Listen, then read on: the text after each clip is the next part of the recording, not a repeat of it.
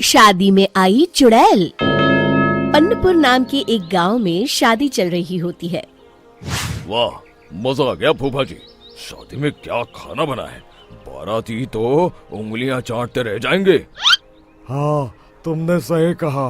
पनीर की सब्जी का तो कोई जवाब ही नहीं। दूसरी तरफ पंडित जी फेरों की तैयारी कर रहे होते हैं कि तभी वहाँ एक चुड़ैल आ जाती है।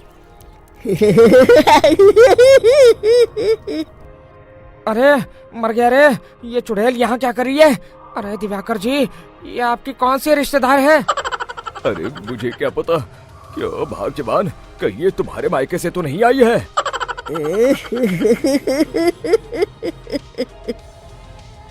तुम लोगों की इस गांव में बारात लाने की हिम्मत कैसे हुई? मेरे रहते इस गांव में किसी की शादी नहीं हो सकती। अब तुम लोग देखो मैं क्या करती हूँ। अरे मर गया रे, मैंने सुना है ये जबान की पक्की है। भागो रे भागो, वरना ये चुड़ैल किसी को नहीं छोड़ेगी। हाँ, तुम सही कहते हो मोहन भाई। यहाँ से भाग लेने में ही हम सबकी भलाई है। देखते ही देखते शादी के मंडप में भगदड़ मच जाती है और चुड़ैल सब कुछ उजाड़ कर रख देती है। फिर एक दिन मोहन की शादी तय हो जाती है। अरे भाई, अगले हफ्ते मेरी शादी तय हो गई है, लेकिन इस चुड़ैल की दहशत के मारे तो मेरे हाथ पैर कांप रहे हैं। अरे मोहन, तुम्हारा दिमाग तो खराब नहीं हो गया? तुम अपने साथ साथ हम सब गांव वालों को भी बलि का बकरा बनाना चाहते हो? उस चुड़ैल के रहते तुमने अपनी शादी के बारे में सोच भी कैसे लिया? देखो गोपाल, डर तो मुझे भी लग रहा है, लेकिन उस चुड़ैल के डर से मैं जिंदगी भर कुंवारा तो नहीं रह सकता। तभी वहाँ मोहन के होने वाले ससुर आ जाते हैं। अरे ससुर जी आप? देखो, अब तक मैं तुम्हारा ससुर बना नहीं हूँ और शायद बनूंगा भी नहीं। ये आप क्या कह रहे हैं? मैंने तो शादी का कोड भी सिलवा लिया है। मैं अपनी बेटी की शादी किसी अच्छे गांव में कराना चाहता हूँ। तुम्हारा गांव तो भूतिया गांव है। मैं तो क्या, अब तो कोई भी अपनी लड़की इस गांव वालों को नहीं देगा। इस तरह चुड़ैल के डर से उस गांव में किसी की भी शादी नहीं हो पाती। फिर एक दिन गांव के जमींदार अपनी बेटी की शादी करने का विचार करते हैं, लेकिन चुड़ैल के डर से उनकी भी हिम्मत जवाब दे देती है।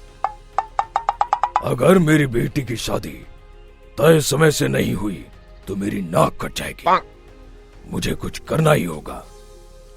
एक सलाहकार के कहने पर जमींदार काशी से एक बहुत ही नामी तांत्रिक को अपने घर बुलवाते हैं, जो भूत चुड़ैल को पकड़ने में माहिर माना जाता था। जमींदार साहब, आप चिंता मत करिए। इस गांव की सीमा में प्रवेश करते ही मुझे उस चुड़ैल के बारे में सब पता चल गया था। आप उसे जल्दी से जल्दी कैद कर लीजिए ताकि मैं अपनी बेटी की शादी कर सकूं। जब वो चुड़ैल एक इंसान थी, तब ठीक उसकी शादी करने वाले दिन ही उसकी और उसके होने वाले पति की एक दुर्घटना में मौत हो गई थी।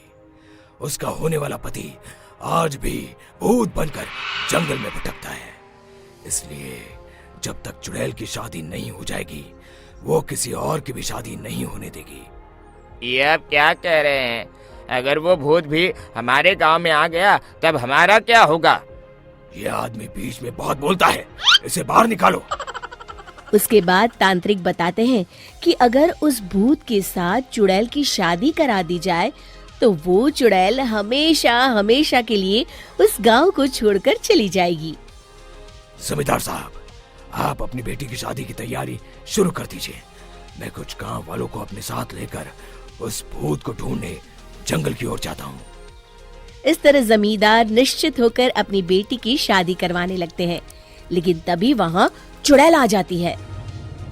मैंने तुम गांव वालों को समझाया था ना कि इस गांव में कभी कोई शादी नहीं करेगा। लगता है तुम लोग मुझे हल्के में ले रहे हो। चुड़ैल जमींदार की बेटी को उठा लेती है।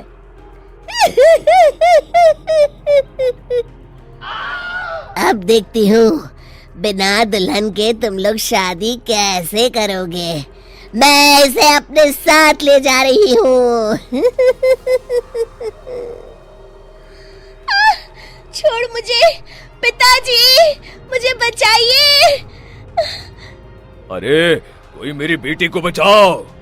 तभी तांत्रिक उस भूत को लेकर वहां पहुंचता है। अरे भाग्यवान, रुको, इन मासूमों को परेशान मत करो, मैं आ गया हूँ, अब तुम मेरे साथ चलो।